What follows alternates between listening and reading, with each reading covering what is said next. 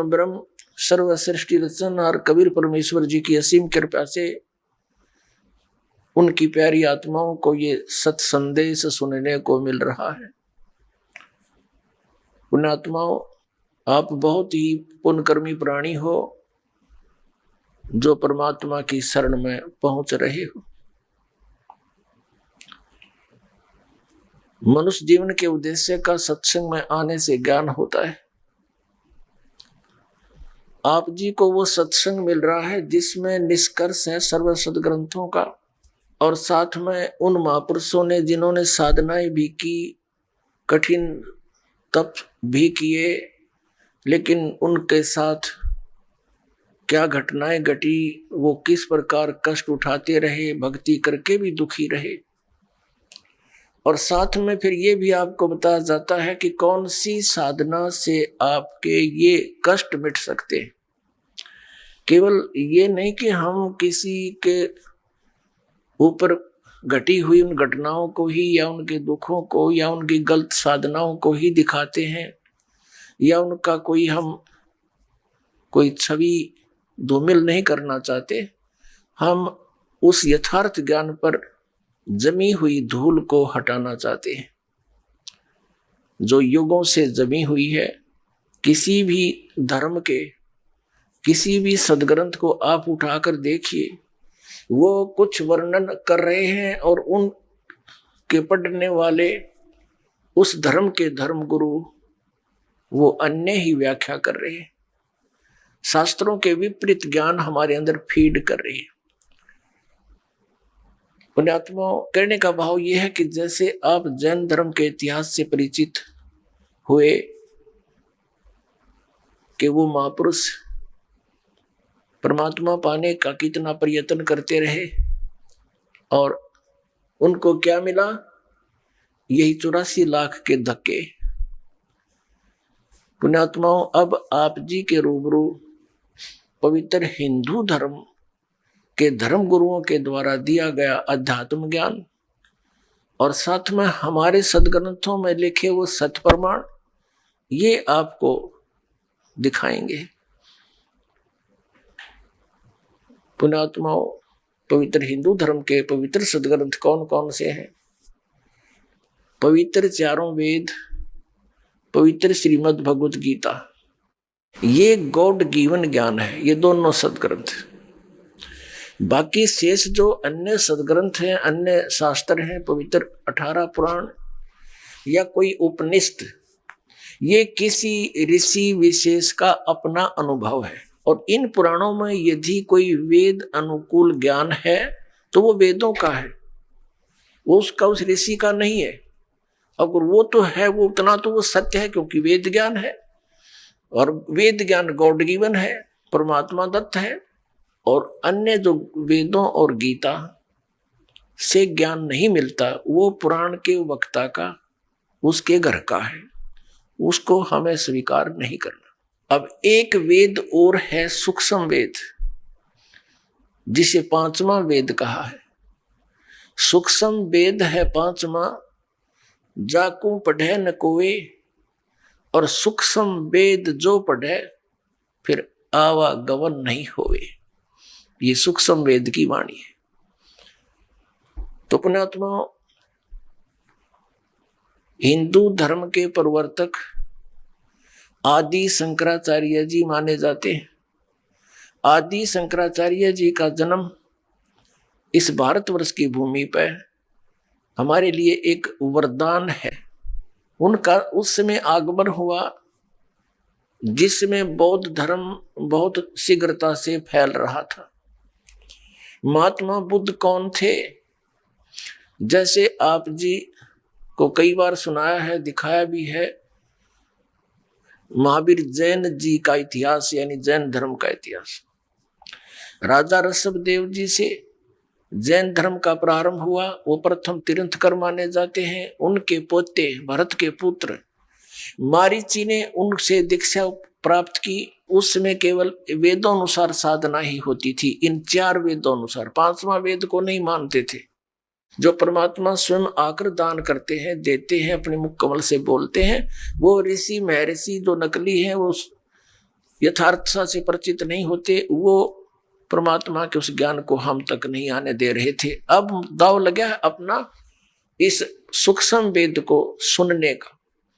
तो जिस कारण से उस मारीची वाले जीव ने जैसी भी वेदों अनुसार साधनाएं की, उसके कारण वो स्वर्ग में देवता भी बना और फिर आगे चल के वो नरक में भी गया। 60 करोड़ बार गधा बना, 30 करोड़ बार कुत्ता बना और भी बहुत से दुख उठाए और केवल 80 लाख बार वो देवता भी बना। और फिर क्या बना? महावीर जैन बना। और महावीर जैन ने फिर 363 पाखंड मत चलाए।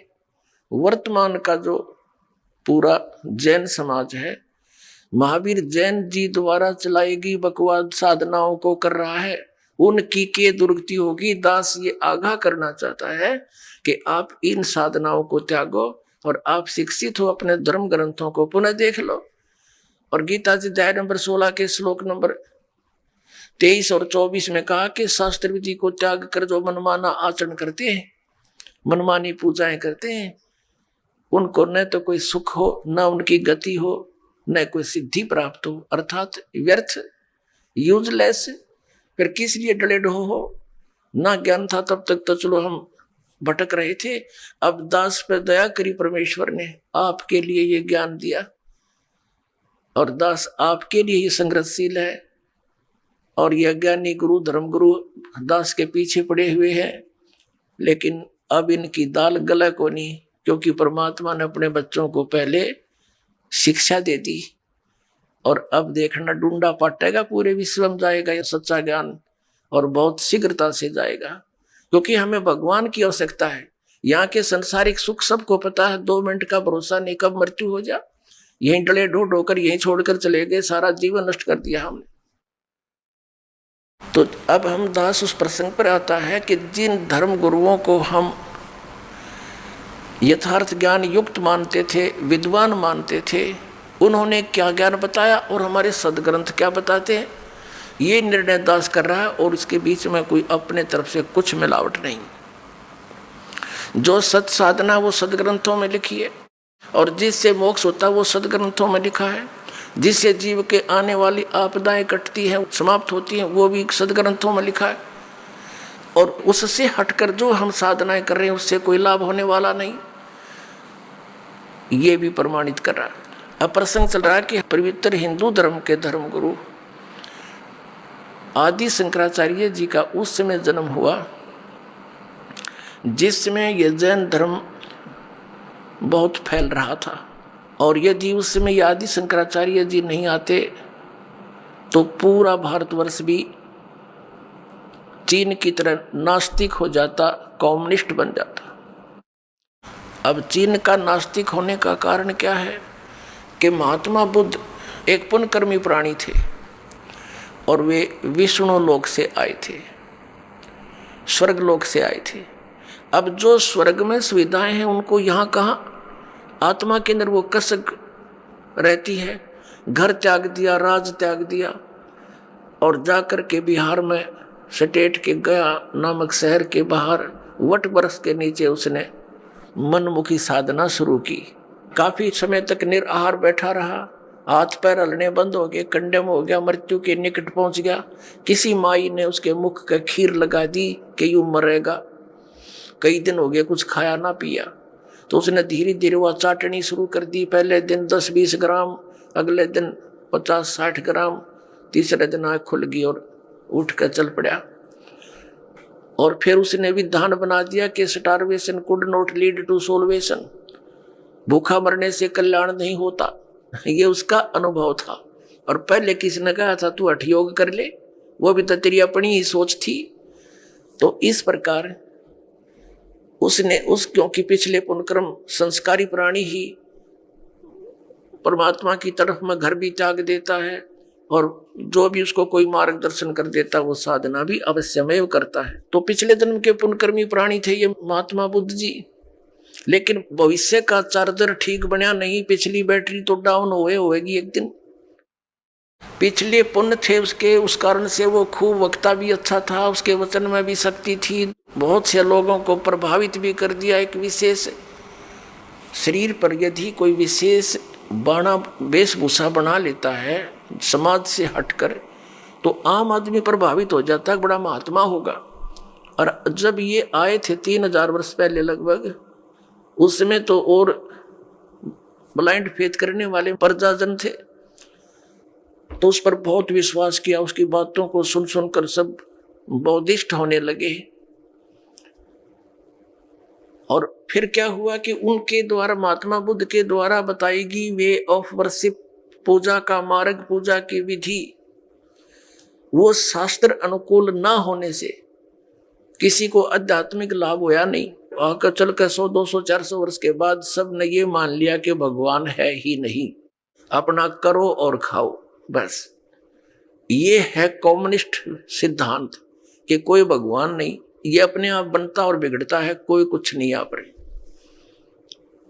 जीव अपने आप ऐसे नष्ट हो जाता है, भगवान है ही नहीं। ये तो चलो उनके सोच है, बाकी यथार्थ ज्ञान इससे बहुत भिन्न है। उस समय जो महात्मा बुद्ध का जो बुद्ध धर्म फैल रहा था, आदि शंकराचार्य जी का जन्म हुआ, ये शिवलोक से आए थे, शिव जी के विशेष कृपा पात्र गण थे। ये केवल 32 वर्ष रहे थे और 32 वर्ष के अंदर ही इन्होंने 10 प्रकार के सन्यासी तैयार किए और 4 ऐसे मठ बना दिए, पीठ बना दी और उन पर निर्धारित कर दिए 4 अपने सुयोग्य शिष्य कि आप इस धर्म का प्रचार करो जो मैं बताता हूं। उन्होंने क्या ज्ञान बताया? अब हमारे साथ क्या हुआ कि आसमान से गिरे और खजूर पर अटक गए, रह गए लटके के लटके, तो हमें क्या मिला? हाँ, इतना अवश्य मिला कि भगवान की आस्था बनी रही। यदि बौद्ध धर्म आ जाता तो हम राम का नाम भी नहीं लेते हैं। इतना तो उपकार दास आदि शंकराचार्य और वर्तमान में जितने भी उनके पीठाधीश्वर हैं मानते हैं कि उन्होंने कम से कम भक्ति को जीवित रखा। लेकिन कहते हैं ना, वो थोथा भूस ही कूटते रहे। अब आपको दास दिखाएगा उनके इतिहास कि आदि शंकराचार्य ने क्या विधान बताया। उआबाई बोलते हैं जो किसी का सिर पैर नहीं हो। उन्होंने क्या बताया कि जीव ही भगवान है, जीव आत्मा ही परमात्मा है और कोई परमात्मा नहीं। अयम आत्मा ब्रह्म, ये आत्मा ही परमात्मा, ब्रह्म माने ईश्वर भगवान।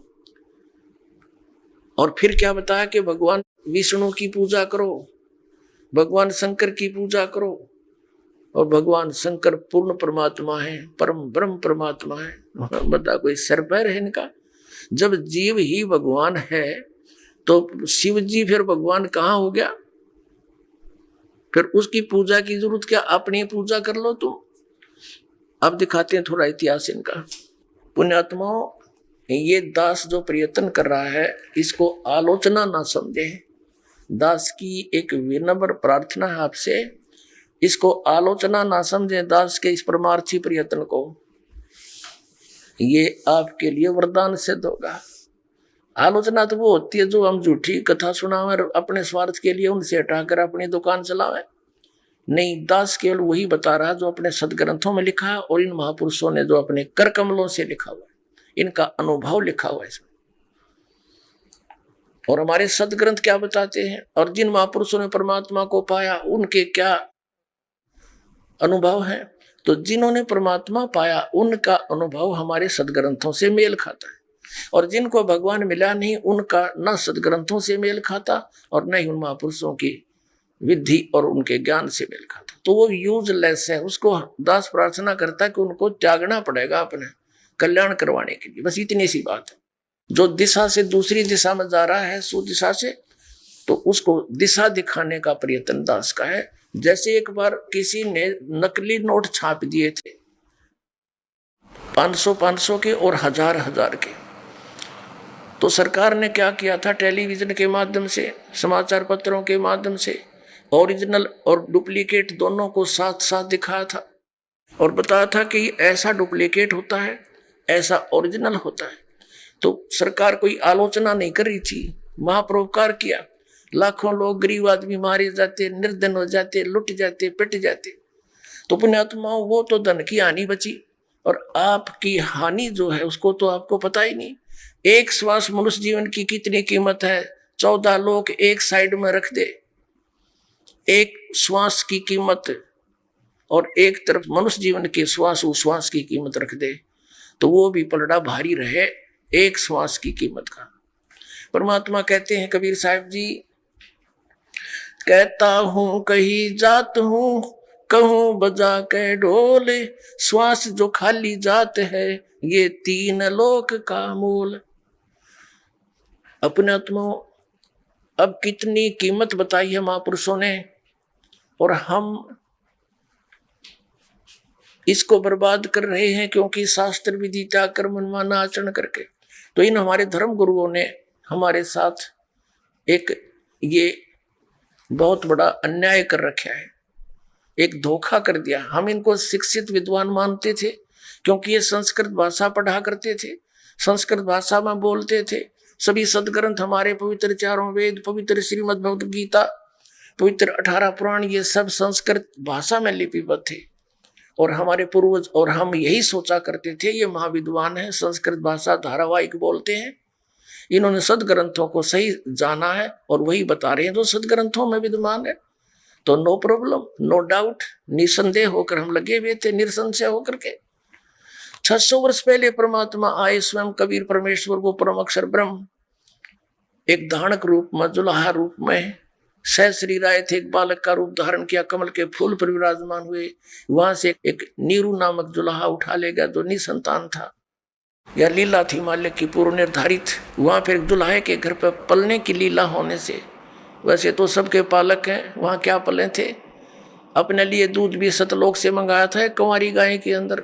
यहाँ का तो परमात्मा के इस कंगाल लोक का के खाऊं मैं, कुंवारी गाय का दूध पिया परमात्मा ने, कुंवारी गाय ने दूध दिया जब तक वो रहे। तो कहने का भाव ये है दास का कि उन्होंने 600 वर्ष पहले आकर बताया था कि कौन सी साधना ठीक है, कौन सी गलत है, और आपके धर्मगुरु आपको मिसगाइड किए हुए हैं, ये साधना गलत बता रहे हैं। हमारे धर्मगुरु क्या बताते थे कि इन श्री विष्णु श्री शिव जी की पूजा करो, ब्रह्मा जी को तो ये पूजने से मना ही करते रहे, और देवी देवताओं दुर्गा की पूजा करो, तीर्थ व्रतों पर भ्रमण करो। तो परमात्मा कहा करते थे, गुण तीनों की भक्ति में ये भूल पड़ो संसार, कह कबीर निज नाम बिना कैसे उतरो पार। 3 देव की जो करते भक्ति, उनकी कदे ना होवे मुक्ति। ये 600 वर्ष पहले कहा करते भगवान। तो उस समय इन हमारे धर्म गुरुओं ने, हिंदू धर्म के धर्म गुरुओं ने उस परमेश्वर का घोर विरोध करवा दिया, जनता को भ्रमित करके कि ये के जाने जुलाहा धारणक वेदों और सदग्रंथों और गीता और पुराणों के बारे में ये मिसगाइड कर रहा, झूठा है, कपटी है, ये ब्रह्मा विष्णु महेश की पूजा को मना करता है। परमात्मा कहा करते थे कि अब मैं तुमसे कहूं चिताई, गिरदेवन की उत्पत्ति भाई, माँ अष्टंगी पिता निरंजन, ये जमदारुण वंशन अंजन। पहले कीन निरंजन राई, पीछे से माया उपजाई, माया रूप देख अति शोभा, देव निरंजन तन मन लोभा। धर्मराय किन्ने भोग विलासा, माया को रही तब आशा। 3 पुत्र अष्टंगी जाए, ब्रह्मा विष्णु शिव नाम धराए।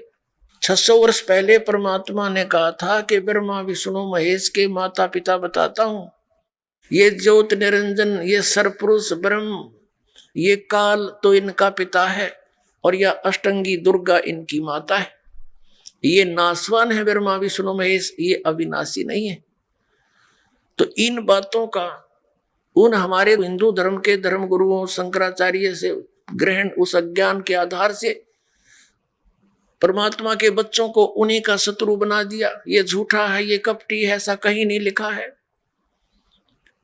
ये क्या जाने संस्कृत को, ये जुलाहा शूद्र जाति में जन्मा है, इसके ये संस्कृत पढ़ ही नहीं सकता।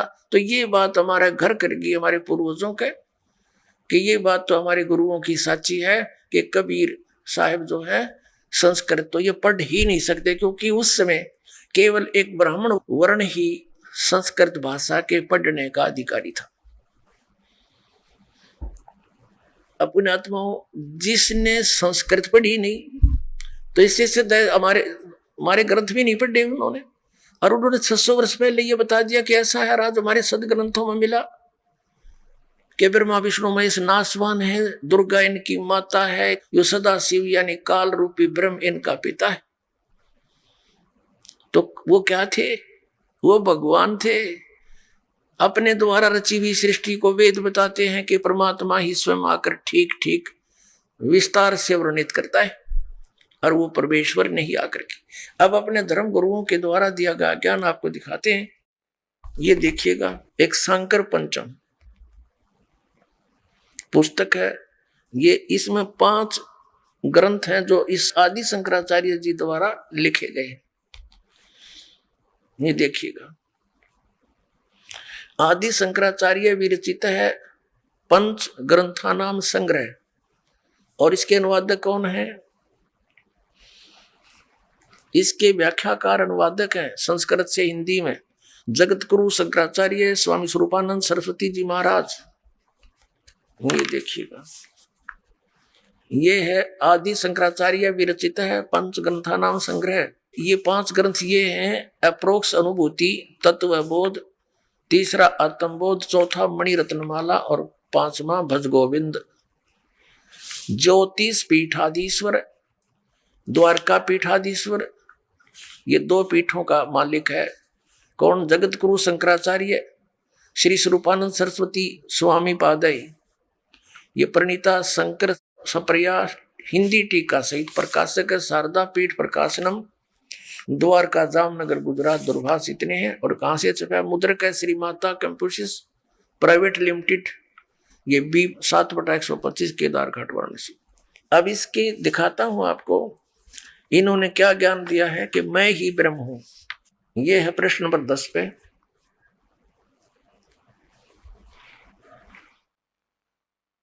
ये है ज्ञान का स्वरूप क्या है कि मैं सम शांत सचिदानंद स्वरूप ब्रह्म ही हूं। आत्म स्वरूप देह मैं नहीं हूं। अहम ब्रह्मो व अहम, वह ब्रह्म मैं ही हूं। ठीक, मैं स्वयं निराकार, निर्मल, अविनाशी, अवयव और निर्विकार हूं। सर्व रोग रहित हूं। मैं निरामय, निरामय माने भी निरोगी कहते हैं। अब आपको दिखाते हैं 45 और 46 पे। ये है अप्रोक्ष अनुभूति शंकर पंच के। इसके 111 श्लोक में क्या लिखा है? मैं ब्रह्म ही हूं। फिर क्या बताया है? ये 46 पृष्ठ पे 123 श्लोक में अहम ब्रह्मास्मि, अहम ब्रह्मस्मि का अर्थ है मैं ब्रह्म ही हूं। इस सदवर्ती से जो परमानंददायिनी निरालंब सतिथि होती है उसे ध्यान कहते हैं। आगे देखिएगा इनका भाव ये कहने का। ये देखिएगा, ये है 69 पृष्ठ पे तत्वबोध है इनका। ये तत्वबोध, जिस कर्म से संसार की उत्पत्ति हुई उसी कर्म से इसका विलय भी होगा। प्रकृति परिणित होते होते सब अंतिम परिणाम को प्राप्त हो जाएगा। तब सृष्टि और प्रलय का कर्म जो अनादिकाल से चला आ रहा है संपन्न होगा। संसार होता है, उसके बाद नष्ट हो जाता है। संसार का उत्पन्न होना, सृष्टि और विलीन हो जाना प्रलय कहलाता है। फिर क्या बताते हैं कि माया उपाधि वाले चेतन इसको ईश्वर कहते हैं।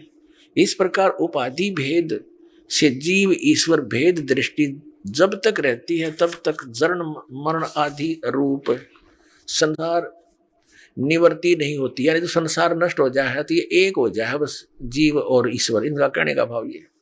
इसलिए जीव ईश्वर में अभेद दृष्टि होनी चाहिए। आगे देखिए 71 पर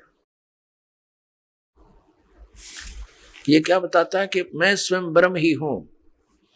ऐसे अप्रोक्ष ज्ञान द्वारा संपूर्ण कर्म बंधनों से वह ज्ञानी सर्वथा मुक्त हो जाता है और वही सच्चा जीवन मुक्त है। बहनों मान ले मैं ब्रह्म हूं, भाई ये मान ले कि मैं ब्रह्म। ये देख फिर 72 पर मैं ब्रह्म ही हूं। ऐसे निश्चात्मक ज्ञान द्वारा संचित कर्म नष्ट हो जाते हैं।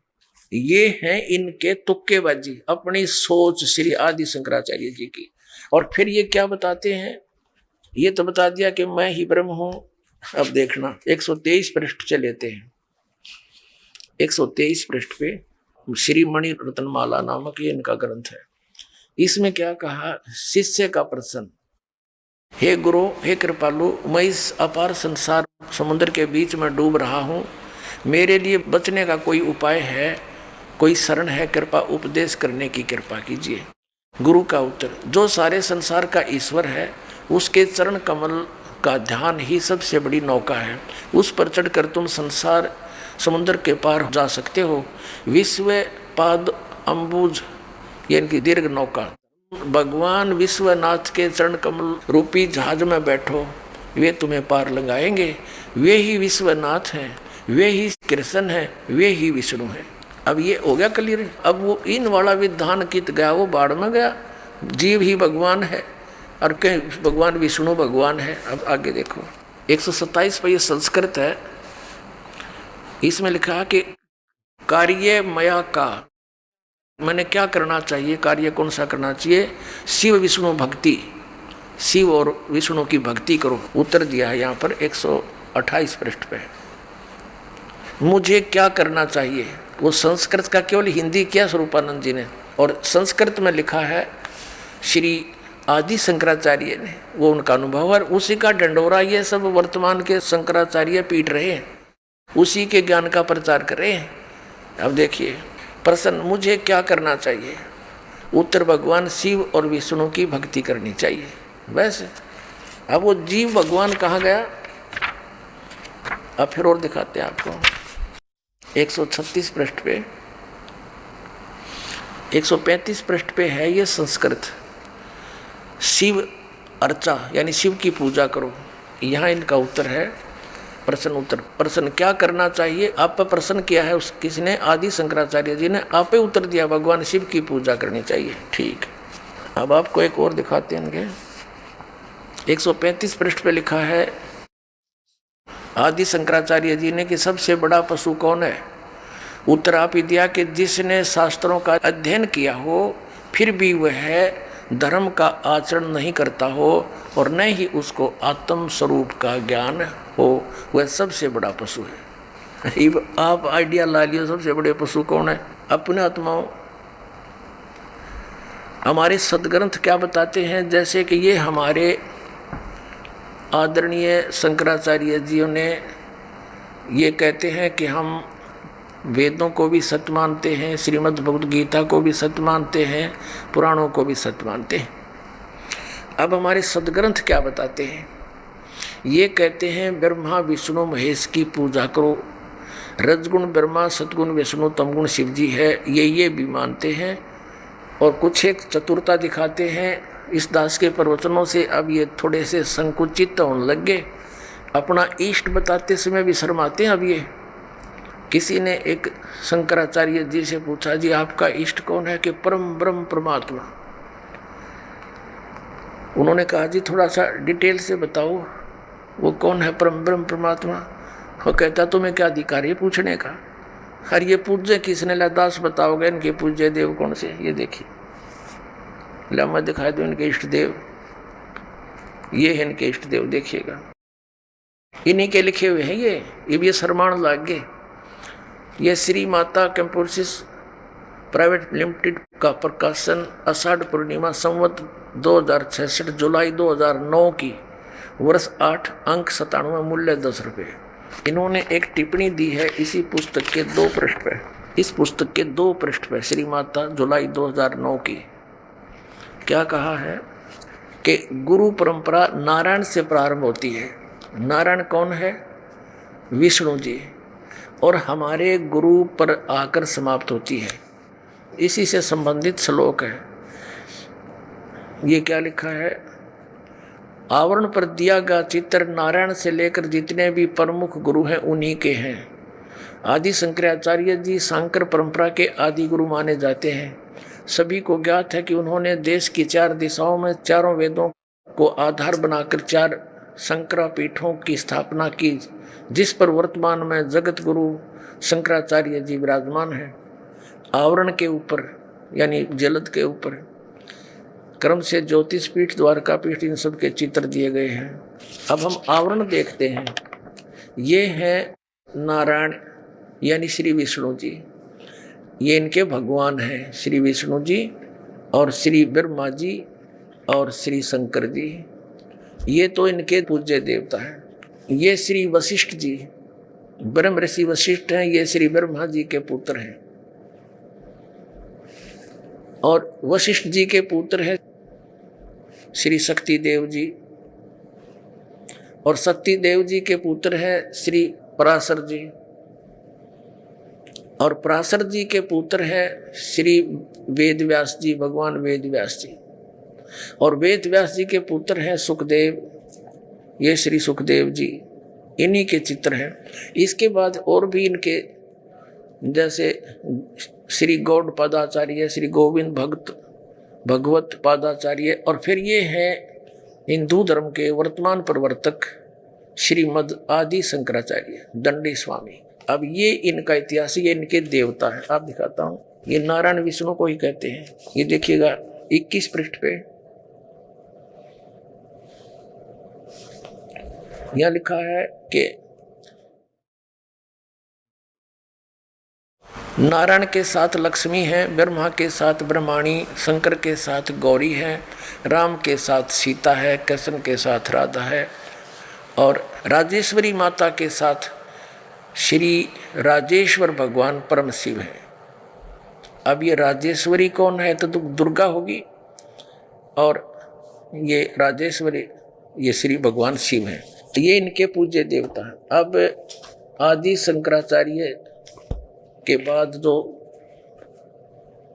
4 पीठ बनाए गए, उनके ऊपर वर्तमान में कौन कौन महापुरुष, उनमें से एक हैं श्री स्वरूपानंद जी, जो 2 पीठों पर पीठाधीश्वर हैं। देखिएगा, ये है पुस्तक ज्योतिर्मय ज्योतिर्मठ, ये कोई पत्रिका है इनकी, ये कहाँ से छपी है दिखाते हैं आपको। ज्योतिर्मय ज्योतिर्मठ, जनवरी 2007। संरक्षक हैं अनंत विभूषित ज्योतिष पीठाधीश्वर एवं द्वारका शारदा पीठाधीश्वर जगत गुरु शंकराचार्य स्वामी स्वरूपानंद जी महाराज। संपादक लेखक संकलनकर्ता विष्णुदत्त शर्मा, अध्यक्ष आध्यात्मिक उत्थान मंडल दिल्ली। ये इनके प्रेरणा स्रोत हैं श्री सुबोधानंद ब्रह्मचारी जी। मुद्रक हैं फाइन प्रिंट एंड पैक्स, ये इनके परामर्श एवं सहयोग करता। प्रकाशक हैं अखिल भारतीय आध्यात्मिक उत्थान मंडल, 1/3234 गली नंबर 2 रामनगर तिवारी मंडोली रोड सादरा दिल्ली से। अब इसके शुरुआत में देखते हैं, ये है श्री स्वरूपानंद जी के पैड के ऊपर लिखा है पूज्य श्री का संदेश। अनंत विभूषित श्री स्वामी स्वरूपानंद सरस्वती जी महाराज, ज्योतिर्मठ बद्रिका आश्रम हिमालय संचार यात्रा स्थान। ये यहाँ से अपने कर कमलों से लिखा है, नीचे लिखा है स्वरूपानंद सरस्वती, इनके हाथ का लिखा हुआ संदेश यहाँ छापा है। हमारे सांकर अद्वैत दर्शन के अनुसार भूत भौतिक प्रपंच के मूल में प्रकाश और विमर्श 2 पदार्थ हैं, जो मणि और उसकी प्रभा के समान परस्पर अभिन्न हैं। प्रकाश शिव और विमर्श उसकी शक्ति। पार्वती परमेश्वर या त्रिपुर सुंदरी या त्रिपुर सुंदर उन्हीं का अभिव्यक्त स्वरूप है। ठीक है, सीधा हो गया कि ये किसके पूजा करते हैं? पार्वती और भगवान शंकर की, शिव और पार्वती की। और यहाँ पर इनका देखिएगा, ये पार्वती जी की पूजा करते हुए और इनकी मूर्ति के साथ सुशोभित हैं श्री स्वरूपानंद जी सरस्वती जी। अपने आत्माओं, ये दास क्या बताना चाहता है ये देखिएगा। श्री स्वरूपानंद जी अब शिवलिंग की पूजा कर रहे हैं, ये पृष्ठ 50 पे इसी पुस्तक के।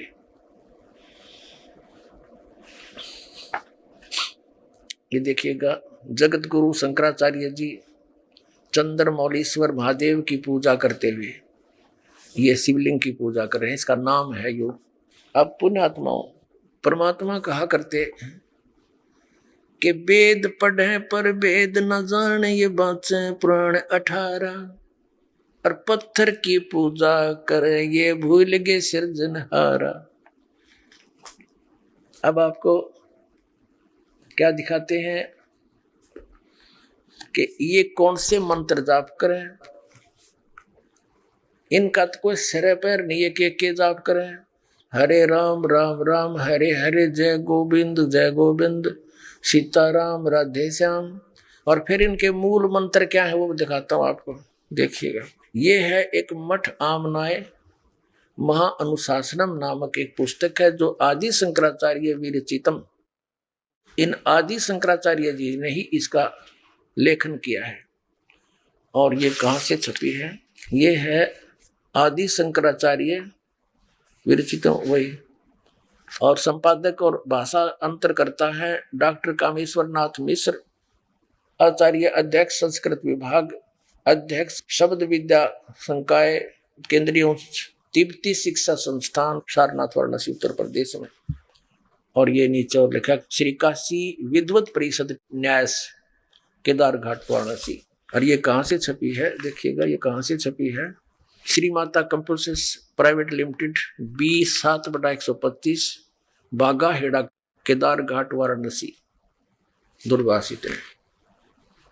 ये देखिएगा इन 4 मठों की 4 पीठों की न्यारे न्यारे देवता, न्यारे न्यारे इनके मंत्र।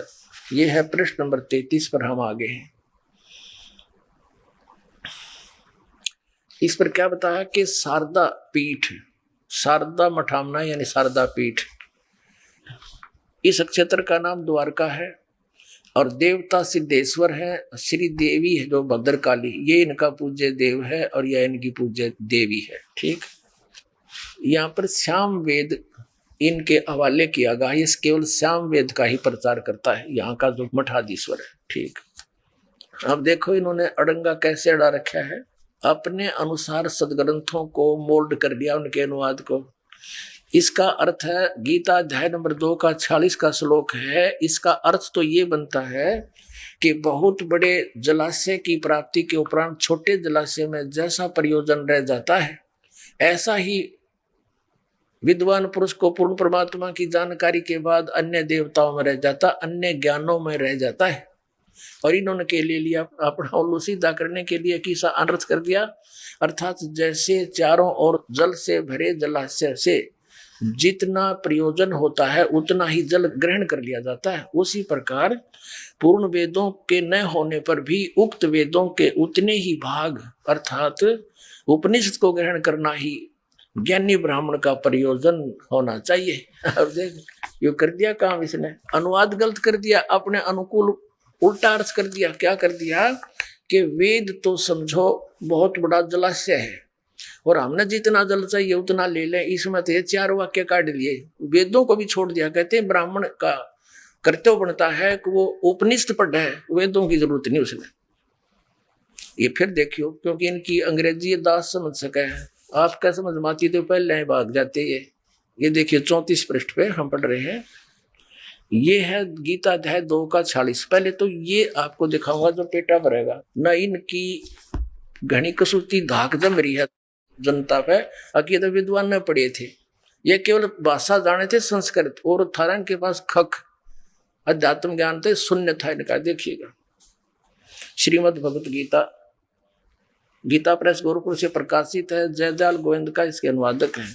ये देखिएगा अध्याय नंबर 2 का और श्लोक नंबर आपको 46 दिखाते हैं। ये है अध्याय 2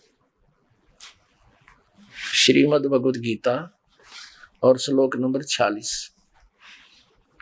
सब ओर से परिपूर्ण जलाशय की प्राप्त हो जाने पर छोटे जलाशय में जितना प्रयोजन रह जाता है, ब्रह्म को तत्व से जानने वाले ब्राह्मण का समस्त वेदों में उतना ही प्रयोजन रह जाता है। अब गीता तो क्या बता रही है पवित्र ग्रंथ के, जैसे बहुत बड़े जलाशय की प्राप्ति के उपरांत छोटे जलाशय में जैसा आस्था रह जाती है, जैसे एक छोटा जलाशय होता है जिसमें ये पता है कि 1 वर्ष वर्षा ना हुई तो वो जल सूख जाए उसका, और उस पर आश्रित जितने मानव प्राणी है वो भी दुख का सामना करेंगे, वो भी साथ नष्ट हो जाएंगे। और उन व्यक्तियों को कोई बहुत बड़ा जलाशय मिल जाए जिसको 10 वर्ष वर्षा ना हो तो भी जलना समाप्त हो, कहते हैं फिर उस छोटे जलाशय में जैसी श्रद्धा रह जाती है, ऐसे ही पूर्ण परमात्मा के तत्व ज्ञान की प्राप्ति के बाद अन्य ज्ञानों में जैसी आस्था रह जाती है। यानी अंडरस्टूड है, जिसने ऐसा जलाशय मिल गया 10 वर्ष बरसाना हो तो अभी जल समाप्त नहीं हो तो तुरंत त्याग कर उसको तुरंत पहुंच जाएगा वहां पर। तो इसी प्रकार गीता जी तो ये कहते हैं कि उस बड़े जलाशय की प्राप्ति के बाद छोटे जलाशय छोड़ दे। और इन्होंने क्या किया है, अपने उल्लू सीधा करने के लिए घुमा दिया कि जैसे बहुत बड़े जलाशय में बहुत गुना जल होता है, हमने जितना चाहिए उतना ले लें बस। और फिर क्या प्रमाण दिया है कि ब्राह्मण को चाहिए केवल उपनिषद पढ़े, वेदों के चक्कर में नहीं पढ़े। देख फिर देखिए, ये पुस्तक है मठामने महानुशासनम, ये भी आपको दिखाई थी। इसके 34 पृष्ठ पर देखिएगा, ये है गीता का श्लोक। अभी आपने देखा, इसकी संस्कृत भी दिखाई दूं कि वो ना समझ में आओ जल्दी, ये महात्मा हटे नहीं गया आपकी, इन्होंने हमें मूर्ख गणा बना दिया। ये देखिए गीता जी, ये वही श्रीमद् भगवद गीता, और इसलिए दूसरा अध्याय नंबर 2 का और श्लोक नंबर अब ये 46 है। ये संस्कृत भी देख लो इसकी, ये नो की नो है। यवनारथ उद्पाने सर्वत है समलू तोप के, ये नो का नो है। ये आप देख लो, इसने पढ़ का मन गणी पढ़नी नहीं आती, सैनो का नो। अभी इसमें इन्होंने के अनुवाद किया है, हमारे मूल ग्रंथ में क्या लिखा है, अर्थात जैसे चारों ओर से जल से भरे जलाशय से जितना प्रयोजन होता उतना जल ग्रहण किया जाता है, घुमा लिया उल्टा इसको। और जिस प्रकार पूर्ण वेदों के होने पर भी उक्त वेदों के उतने ही भाग अर्थात उपनिषद को ग्रहण करना ज्ञानी ब्राह्मण का प्रयोजन होना चाहिए। अब गाड़ दिया उल्टा खुट्टा। इनका कहने का भाव ये है कि हमने उपनिषदों को पढ़ना चाहिए, वेदों में शर्माथा नहीं मारना चाहिए। इसलिए इन शंकराचार्यों ने वेदों को रखा सुरक्षित, सीने से लगाकर एक एक वेद को। लेकिन ये पढ़ते रहे उपनिषद। उपनिषद क्या है, जैसे मांडुक के उपनिषद है। अब मांडुक नाम के एक ऋषि थे, उन्होंने जैसा वेदों को समझा, फिर अपना अनुभव किया साधना करके, जो उसका अनुभव था उसने लिख दिया उसमें, वो मांडुक के उपनिषद हो गया। कठोपनिषद है, वो कठ नाम के ऋषि थे, उन्होंने जैसा भी अनुभव किया, वेदों को जैसा समझा, अपना अनुभव उपनिषद में लिख दिया, तो उपनिषद बन गया उसके नाम थे। अब जैसे मैं ऋषि दानंद था नकली, इसने उपनिषद बना दिया सत्यार्थ प्रकाश और लिख दिया मैं वेदों अनुसार सारा ज्ञान लिख रहा हूं। तो वेद पढ़ना छोड़ दिया लोगों ने, सत्यार्थ प्रकाश पढ़ना शुरू कर दिया। अभी तो शुक्र है समय पर इसकी पोल खुल गई, ना तो ये उपनिषद में आ जाता कुछ दिनों के बाद। तो ये आगे देखना भी इससे आपको कितना इनकी इन शंकराचार्यों की ये जो विद्या का ज्ञान होगा, देखिएगा। अब हम 34 पृष्ठ पे पढ़ रहे थे कि ब्राह्मणों को चाहिए कि उपनिषद पढ़े, ये उनके भाग हैं उपनिषद। अब 35 पे क्या बताया इन्होंने, शारदा द्वारका पीठ के बारे में हम पढ़ रहे हैं। इसका महावाक्य है तत्वमसि, तत्त्वमसि, जिसका उल्लेख सामवेद अंतर्गत एक छांदोग्य उपनिषद है, छांदोग्य उपनिषद है, उसके 6 का 8वां अध्याय 6 का 8वां श्लोक है। ये इस उपनिषद से ले रखा। छंदोग्य उपनिषद क्या, तत्वमसि, यह जीवात्मा और परमात्मा के अभेद का बोध कराता है। यानी तत्वमसि का अर्थ है परमात्मा ही जीवात्मा है, जीवात्मा ही परमात्मा, ये भेद कराता है। यह सरलार्थ भी किया है कि जो तत्वमसि है, इस 3 पदात्मक महावाक्य रूपी त्रिवेणी संगम में तीर्थ की भावना से स्नान करता है जो व्यक्ति, अर्थात तत्त्वम पदों का शोधन करके महावाक्य के लक्ष्य अर्थ के चिंतन में तल्लीन रहता है, उसे तीर्थ नाम से कहा जाता है तत्वमसि। यानी ये जीव ही ब्रह्म है, आत्मा और परमात्मा के अभेद का बोध कराता है। आगे देखो, अब आपको दिखाते हैं गोवर्धन मठामनाए, गोवर्धनपुरी। यहाँ देखिएगा, इसका क्षेत्र पुरुषोत्तम है, भगवान जगन्नाथ इसके देवता हैं और देवी विमला है, ठीक है। और इसका महावाक्य क्या है, यहाँ का महावाक्य है प्रज्ञानम ब्रह्म। ये ऐत्रेय उपनिषद का अध्याय 5 का 3रा मंत्र है। उपनिषद से ले रखे इन्होंने, ये ऐत्रेय उपनिषद से ले रखे। ये ऐत्रेय उपनिषद लिखा हुआ स्पष्ट। इनके भगवान भी न्यारे न्यारे, इनकी देवी भी न्यारी न्यारी, और इनके मंत्र भी न्यारे न्यारे। ये कहाँ से है? यहाँ पर ऋग्वेद का पाठ होता है। यहाँ के नाम ऋग्वेद का ही पठन होता है ओनली। अच्छा, अब हम आगे चलते हैं। ये ज्योतिर्मय ज्योतिर्मठ आमनाए, जिस पर वर्तमान में शंकराचार्य श्री स्वरूपानंद जी पीठाधीश्वर है। अब 3रा आमनाए उत्तर दिशा में है, ज्योतिर्मठ है। इसका दूसरा नाम श्रीमठ है।